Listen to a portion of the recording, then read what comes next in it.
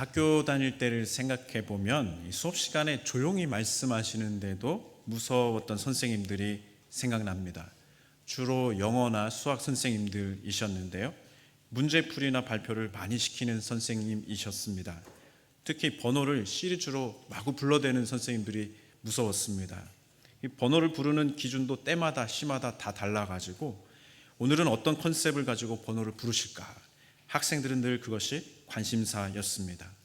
예를 들어서 오늘은 24일이니까 2번, 4번, 6번, 8번 나와라.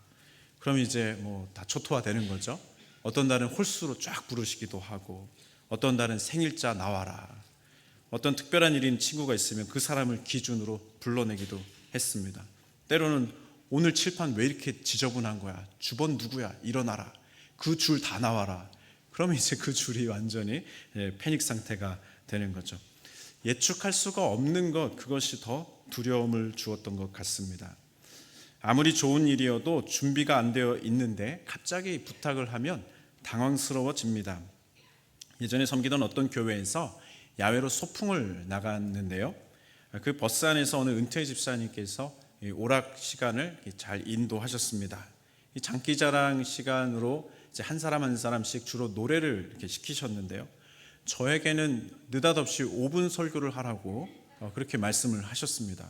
그래서 갑작스럽게 부탁을 하셔서 당황을 많이 했는데 마침 그날 아침에 제가 말씀 묵상을 하면서 기록해 두었던 내용이 생각이 나서 마이크를 넘겨받자마자 이제 말씀을 막 전하기 시작했던 것이죠.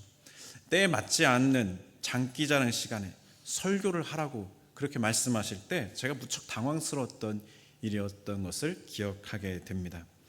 오늘 함께 읽은 말씀을 보면 하나님께서 모세를 만나신 후에 모세가 전혀 생각하지 못했던 당황스러운 명령을 내리셨습니다.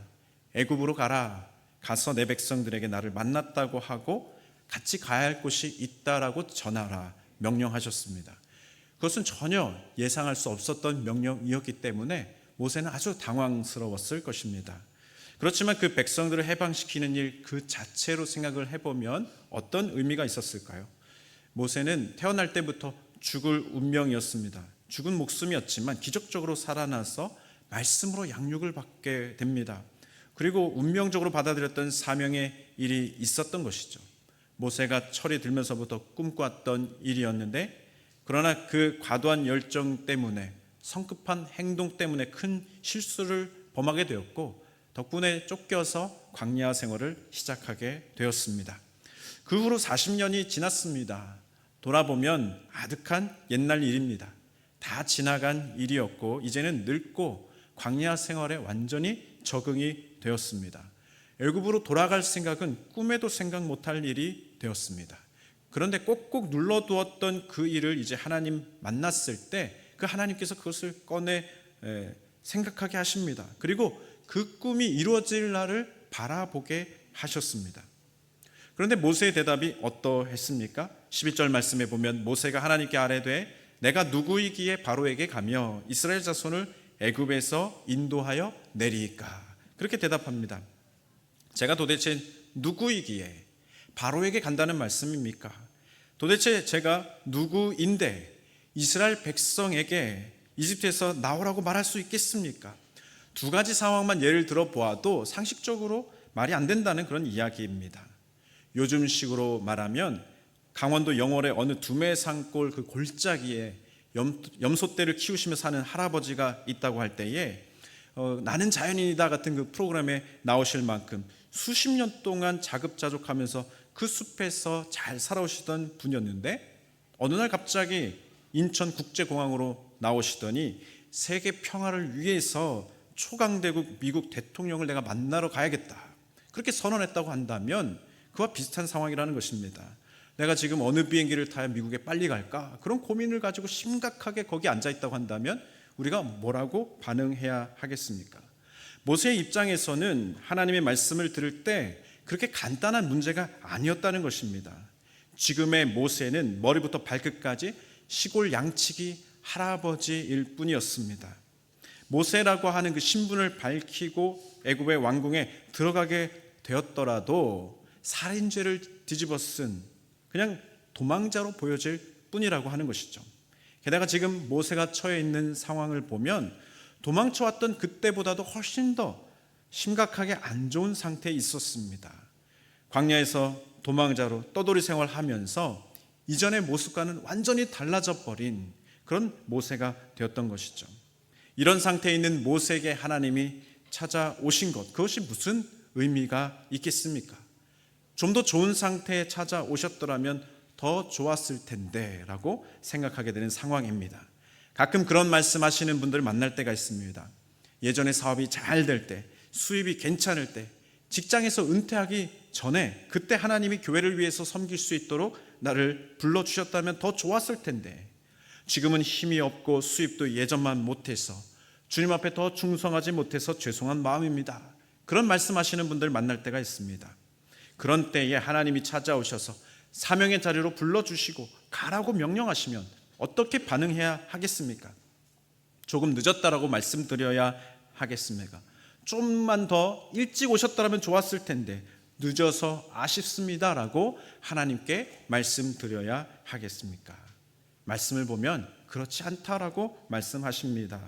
그 순간이 바로 하나님을 제대로 만날 때이고 주의 제자로서 살아가는 일에 가장 적합한 순간이다라고 말씀하십니다. 마태복음에서 예수님이 가르쳐 주신 그 제자도의 기본 자세가 어떠했습니까? 마태복음 16장 24절 말씀을 보면 누구든지 나를 따라오려거든 자기를 부인하고 자기 십자가를 지고 나를 따를 것이니라 말씀하십니다. 그렇지만 자기 부인으로만 끝나게 되면 비극이 됩니다. 자기 부인은 그 다음 영적 성장을 이루기 위한 기초 단계인 것이죠. 자기를 부인할 수 있게 되었다면 그 다음은 나에게 부여된 그 십자가를 질 수 있어야 되는 것입니다. 그리고 그 다음에는 예수님만 바라보며 주님만 따르는 삶을 살기 시작해야 되는 것이죠. 모세가 광야에서 하나님을 만나고 그를 따라 순종하지 않았다고 한다면 출애굽기는 비극적인 이야기로 끝났을 것입니다. 그러나 이 이야기는 희망의 이야기입니다. 하나님께서 그곳에 찾아오셨기 때문입니다. 모든 것이 사라지고 잊혀진 땅이었지만 모세도 자기 자신이 어떤 존재인지를 완전히 잊어버린 그런 상태에 있었지만 그곳에서 하나님을 만났기 때문에 이 이야기는 희망의 이야기가 됩니다. 하나님을 만나고 나니 다 잃어버린 줄 알았던 것들이 조금씩 회복되고 살아나기 시작했기 때문입니다. 하나님을 만나고 그의 말씀을 들을 때에 그의 정체성이 회복되기 시작했습니다. 그의 삶의 의미가 또 그의 삶의 목표가 재정립되기 시작했습니다. 그러나 모세는 계속 또 다른 질문을 이어갑니다. 고민되는 문제가 백성들을 이끌어내는 일이 어떻게 가능할까라고 하는 것이었습니다. 13절 말씀에 보면 모세가 하나님께 아뢰되 내가 이스라엘 자손에게 가서 이르기를 너희의 조상의 하나님이 나를 너희에게 보내셨다 하면 그들이 내게 묻기를 그의 이름이 무엇이냐 하리니 내가 무엇이라고 그들에게 말하리까? 당신의 이름이 무엇입니까? 그렇게 질문했습니다. 이 질문에는 두 가지의 그 배경과 의도가 있었는데요. 첫 번째는 애굽에 그들이 섬기던 신들이 너무나 많았다는 것입니다. 이스라엘 민족을 부르시는 그 신이 있다고 한다면 그 신이 누구인지 그 이름이 무엇인지 궁금할 것이 뻔하다는 것입니다. 기록에 의하면 당시 애굽 문헌이나 유물에 나타난 그 신들의 숫자를 세보니까요 1500개에서 2000개가 되었다고 합니다. 기록에만 있는 신들이 그 정도였다고 하니 얼마나 많은 신들이 있었다는 이야기입니까? 그런 문화권에서 수백 년을 살아왔던 그 이스라엘 민족이었기에 그 신의 이름을 물어보는 게 당연할 것이라는 이야기였습니다.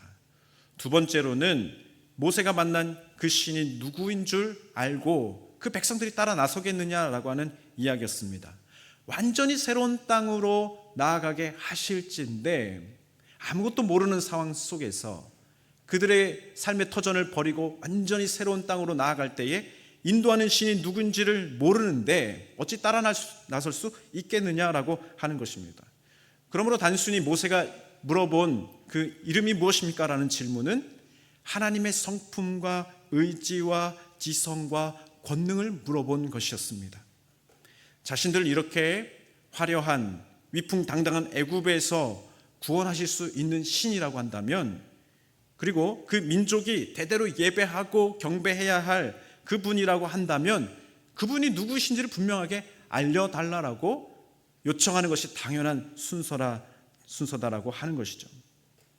모세는 이스라엘 민족이 비록 노예 생활을 하고 있었지만 그들을 찾아가서 하나님이 너희를 구원하실 것이다, 너희가 가야 할 곳이 있다, 그렇게 이야기한다면 그가 도대체 누구십니까? 라고 반드시 질문할 것이라고 예상하고 있습니다.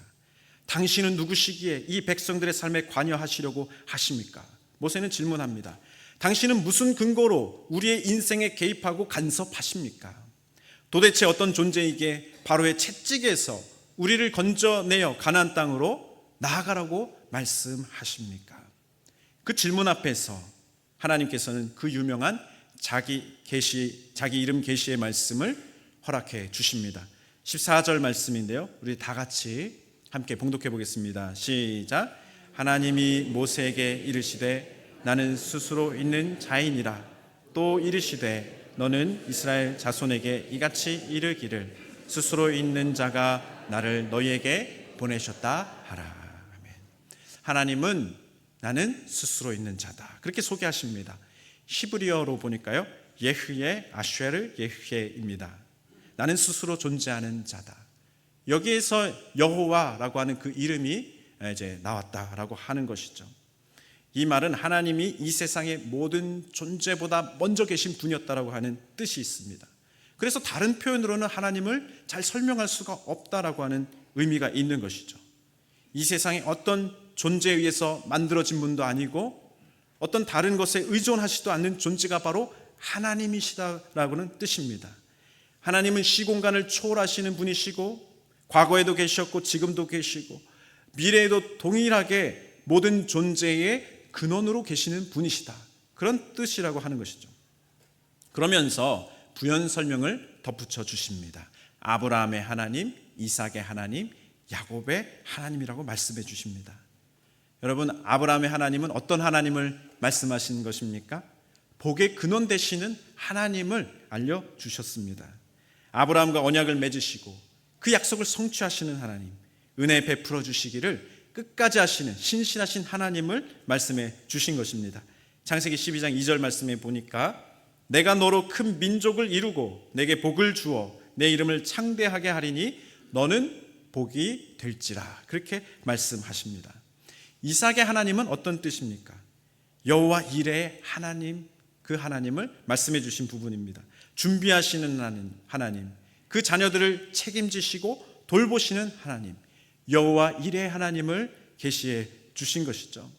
하나님은 그 가뭄을 만난 이삭에게 말씀하셨습니다. 가나안 땅을 떠나지 말라, 여기에 머물라, 그렇게 말씀하셨는데요, 그 말씀에 순종하니까 어떻게 역사하셨습니까?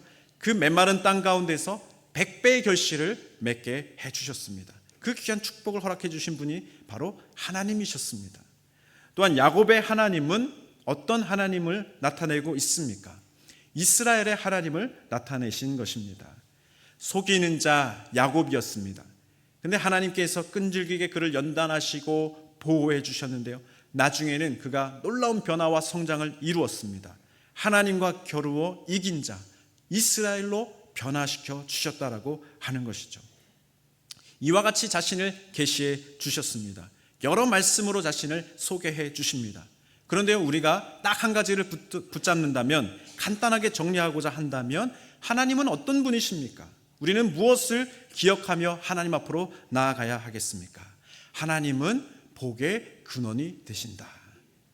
할렐루야, 아멘. 우리 함께 따라해 볼게요. 하나님은 복의 근원이 되신다. 우리가 꼭 그것을 기억하실 수 있기를 바랍니다. 하나님이 이 세상을 창조하셨을 때 첫 번째로 하신 일이 무엇입니까? 창세기 1장 28절 말씀에 보니까요, 하나님이 그들에게 복을 주시며, 하나님이 그 사람들에게 복을 주시고 이 땅의 모든 존재들에게 복을 허락해 주셨다, 번성케 해 주셨다, 그렇게 말씀해 주십니다. 사랑하는 성도 여러분, 힘들고 절망스러운 일 가운데, 그 고난 가운데 외롭게 떨어져 있는 것 같아 보일지라도 포기하지 않고 하나님께 나아가야 할 이유가 있습니다. 그것은 하나님을 사모하는 자들을 하나님은 반드시 만나 주신다는 것이죠. 하나님을 만났을 때에, 하나님 안에 거할 때에 잃어버린 모든 것들이 하나씩 회복되게 하시는 그 하나님이십니다.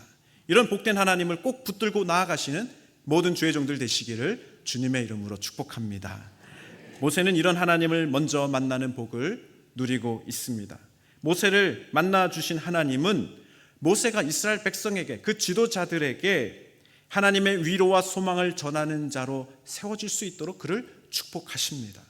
그리고 바로 왕을 만나서 그를 설득하여서 이스라엘 백성들을 끌어낼 수 있는 능력과 지혜를 더해 주시는데요, 그래야 해서 그 백성들이 노예의 삶이 아니라 예배자의 삶으로 새롭게 출발할 수 있도록 소망의 말씀을 전해 주십니다. 출애굽기 3장 18절 말씀인데요, 우리 다 같이 함께 봉독해 볼까요? 시작. 그들이 내 말을 들으리니 너는 그들의 장로들과 함께 애굽 왕에게 이르기를 우리에게 임하셨은즉 우리가 우리 하나님 여호와께 제사를 드리려 하오니 사흘길쯤 광야로 가도록 허락하소서 하라. 아멘. 하나님께서는 모세를 그렇게 사용하시고자 그에게 소망의 말씀, 복된 말씀을 허락해 주셨습니다. 그런데요, 모세에게는 지금 계속 고민되는 부분이 떠나질 않습니다. 너무 멋지고 아름다운 말씀을 해주셨지만 현실과는 너무 괴리감이 느껴지는 것이죠. 아무리 생각해 보아도 나 같은 자가 어떻게 이런 귀한 일을 할 수가 있을까? 나 같은 자가 어떻게 하나님을 만날 수 있는 그 자리로 그 백성들을 온전히 이끌어갈 수 있겠는가? 그런 고민들이 계속되었던 것을 보게 됩니다.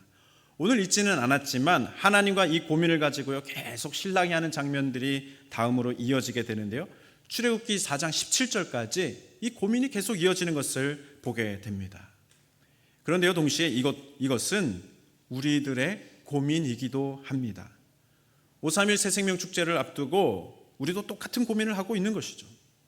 어떻게 전도 대상자들을, 잃은 양 성도들을 예배당으로 다시 인도할 수 있을까?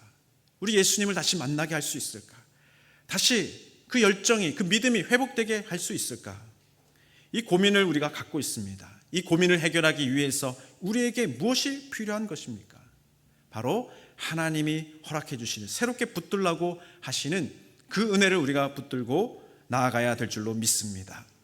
모세가 지금까지 의지했던 것은 무엇이었습니까?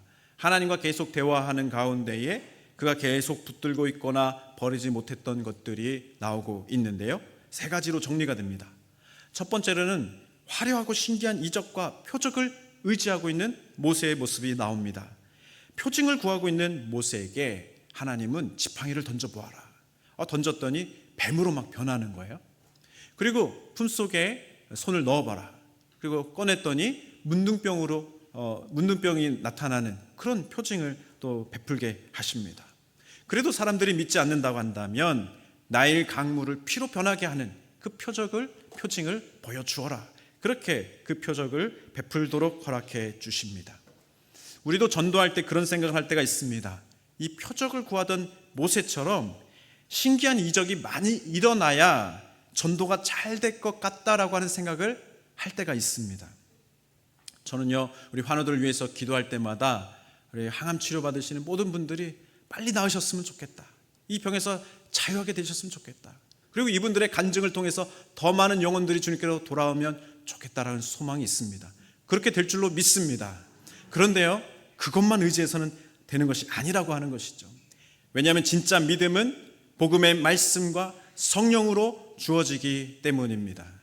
어떤 교회의 은퇴 권사님이 새벽마다 부르짖는 기도가 있었다고 합니다. 하나님, 우리 자녀들 더 이상 성공하지 않도록 해주십시오. 그렇게 열심히 새벽마다 부르짖는 은퇴 권사님이 있었다고 합니다. 그래서 주변 분들이 물어봤다 그래요. 권사님, 자녀들이 다 지금 좋은 학교 나와서 또 좋은 직장에서 또 사업도 잘하고 다들 부유하고 너무나도 잘 됐는데 왜 그렇게 기도하십니까? 그랬더니 다들 너무 바쁘고 능력이 많아서 예수님을 안 믿어도 잘 되는 줄 알고 있다는 것입니다.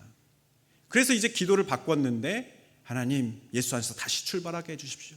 이제는 더 이상 예수님 없이 성공하지 않도록, 예수님 없는 그 성공은 거두어 주십시오라고 기도하기 시작했다라고 하는 것입니다. 믿음은 이 세상의 조건이 잘 풀리고 해결되는 것에서 오지 않기 때문인 것이죠. 두 번째 모세가 의지했던 것은 무엇입니까? 언변이 능통한 사람만이 주의 일을 잘 할 수 있다라고 그는 생각했습니다. 출애굽기 4장 10절 말씀에 보니까요, 모세가 여호와께 아뢰되 오 주여 나는 본래 말을 잘하지 못하는 자니이다. 주께서 주의 종에게 명령하신 후에도 역시 그러하니 나는 입이 뻣뻣하고 혀가 둔한 자니이다. 그렇게 말을 합니다. 주님, 저는 그런 능력이 없습니다. 저를 잘못 찾아오셨습니다. 저는 말을 잘 못합니다. 그래서 주의 일을 할 수 없습니다. 그렇게 선언하고 있습니다. 세 번째는 해결되지 않은 과거의 상처와 트라우마에 갇혀 있던 그 모습이 있었는데요. 출애굽기 4장 13절 말씀에 보니까 모세가 이르되 오 주여 보낼 만한 자를 보내소서. 하나님의 말씀 가운데서 주께서 계속해서 그를 붙들어 주시고 격려하시고 세워주시는 과정이 계속 이어졌지만 그는 결정적인 순간에 다시 그 옛날의 그 상처에 갇혀서 한 발자국도 움직이지 못하는 모습을 보여주고 있습니다. 이런 상태의 모세를 볼 때에 우리도 의구심이 듭니다. 주님께서 일을 맡기시지만 이 귀한 일을 그가 제대로 할 수 있을까? 그런 생각이 드는 것이죠. 하지만 하나님은 할 수 있다라고 말씀하십니다. 하나님이 할 수 있다라고 말씀하시면서 이렇게 그에게 말씀하시는데요, 그에게 할 말을 주시고 할 일을 주시고 능력을 더해 주시고 영광을 나타내 주시면서 함께 하시겠다라고 약속하십니다. 그럴 때 그는 전혀 다른 사람으로 쓰임받게 될 것을 그렇게 말씀해 주시는데요, 출애굽기 4장 16절 말씀 마지막 부분에 보니까 너는 그에게 하나님같이 되리라. 많은 사람들에게 모세가 부족한 모습들이 분명히 있지만 하나님이 함께 하시고 하나님이 책임지시고 일을 시작하시면 그 귀한 하나님의 능력과 권능이 온 세상 사람들에게 나타나게 될 것이다 말씀해 주신 부분입니다. 호렙산에 올라갔던 사람 중에 모세처럼 그렇게 하나님 앞에 서서 답답한 모습을 보여줬던 사람이 또 있습니다. 이때로부터 대략 400년 후에 BC 9세기경에 엘리야도 호렙산에 올라갔던 적이 있었는데요, 850명의 바알의 아세라 그 선지자들과 역적 싸움을 치열하게 벌인 뒤에 다 소진 상태로 산에 도착했습니다. 호렙산을 향하던 그 광야길에서 그는 이렇게 말하기도 했습니다. 주님, 지금 내 생명을 거두어 주십시오. 나는 내 조상들보다 낫지 못합니다. 주님, 이제 죽는 것이 낫겠습니다. 그렇게 이야기를 했습니다. 완전히 번아웃되고 아무 의욕도 없었던 상태였습니다. 엘리야가 호렙산에서 하나님을 만났을 때도 동일했습니다. 하나님은 엘리야야, 네가 어디 있느냐 말씀하셨습니다. 너답지 않게 왜 이러고 여기에 있느냐 그렇게 물어보신 것이죠. 그때에 엘리야가 이렇게 대답했습니다. 하나님, 제가 정말 열심히 주를 위해서 섬기지 않았습니까? 그런데 뒤돌아보니 저 혼자뿐입니다. 아무도 남아있지 않습니다. 모두가 다 내 생명을 찾아 빼앗으려고 하고 있습니다. 죽는 것이 낫겠습니다. 계속 반복해서 말하고 있는 것이죠. 그런데 그런 모습일지라도 하나님 앞으로 나아갔더니 달라지기 시작합니다.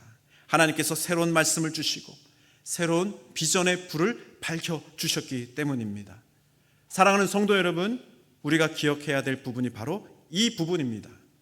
아무리 볼품없고 정말 아무 쓸데없는 떨기나무 같아 보일지라도 하나님께서 임하셔서 그 떨기나무에 불을 붙여주신다면 그 나무에 빛이 발하여진다라고 하는 것을 기억하시기 바랍니다. 아무리 혀가 뻣뻣하고 굳어버린 모세일지라도 하나님이 함께 하셔서 역사하시니까 하나님이 기다리고 계시는 그 예배의 자리로 그 모든 백성들을 이끌어 갈 수 있는 능력의 지도자가 되더라라고 하는 것입니다.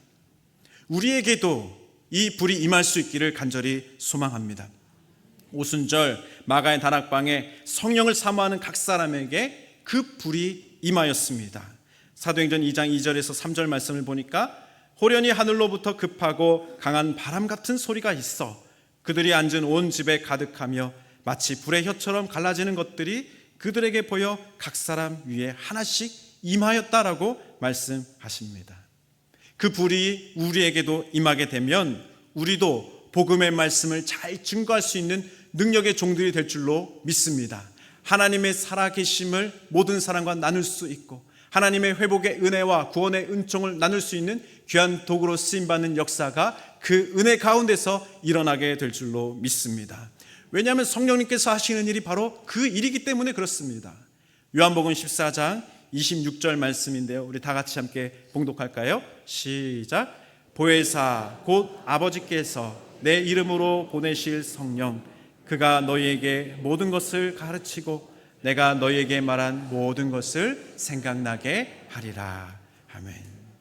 이번 주간에 우리가 함께 기도로 집중해서 성령님을 의지하여 나아갈 수 있기를 바랍니다. 그 시간이 우리에게 아직 있다라고 하는 것이 얼마나 다행스러운 일입니까? 기도할 수 있는 시간이 우리에게 아직 있고 성령의 인도하심을 따라서 순종할 수 있는 시간이 우리에게 있다라고 하는 것은 너무나도 다행스러운 일입니다. 왜냐하면 우리 모두에게는 큰 능력이 없지만 우리 성령 하나님 안에 그 능력이 있기 때문입니다. 우리 마지막으로 우리 고린도후서 4장 7절 말씀 한 번 더 봉독해 볼까요? 시작. 우리가 이 보배를 질그릇에 가졌으니 이는 능력의 힘이 큰 것은 하나님께 있고 우리에게 있지 아니함을 알게 하려 함이라. 아멘. 사랑하는 성도 여러분, 이 능력의 하나님 성령님을 사모하고 간절히 찾아 나아가시기를 간절히 바랍니다. 이번에 우리가 작정한 모든 가족들이 주님께로 돌아와야 하지 않겠습니까? 우리가 작정한 그 귀한 이웃들이 주님을 만나야 되지 않겠습니까? 이른 양 우리 성도님들이 다시 그 예배가 회복되어야 되지 않겠습니까? 하나님을 꼭 만나야만 합니다. 왜냐하면 하나님은 지금도 우리의 축복의 근원 되시기 때문입니다. 우리가 함께 기도할 때에 주의 능력에 힘입어 순종하며 그 영혼들을 만나러 나아갈 때에 하나님께서는 우리를 통해서 회복의 은혜를 더하여 주실 줄로 믿습니다. 축복의 은혜를 나누게 하실 것을 믿습니다. 그 귀한 은혜를 나누는 복된 귀한 하나님의 사람들 되시기를 주님의 이름으로 축복합니다. 아멘. 이 시간에 함께 찬양하면서 결단의 기도로 나아가겠습니다.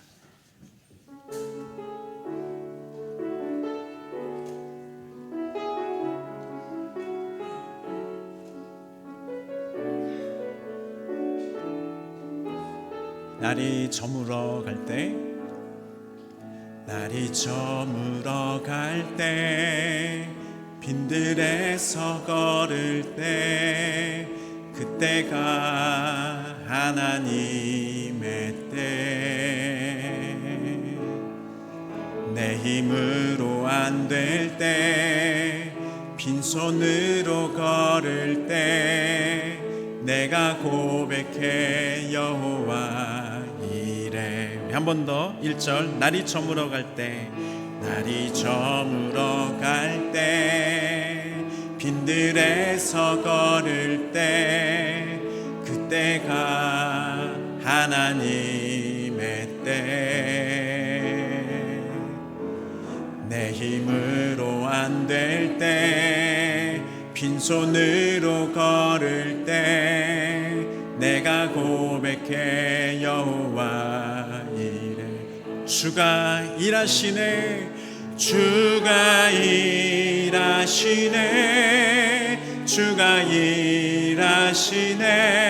주께 아끼지 않는 자에게 주가 일하시네, 주가 일하시네.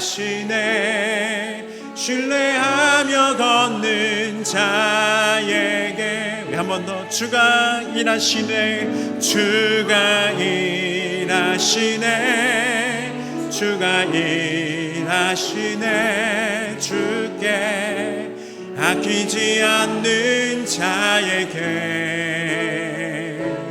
주가 일하시네, 주가 일하시네. 신뢰하며 걷는 자에게.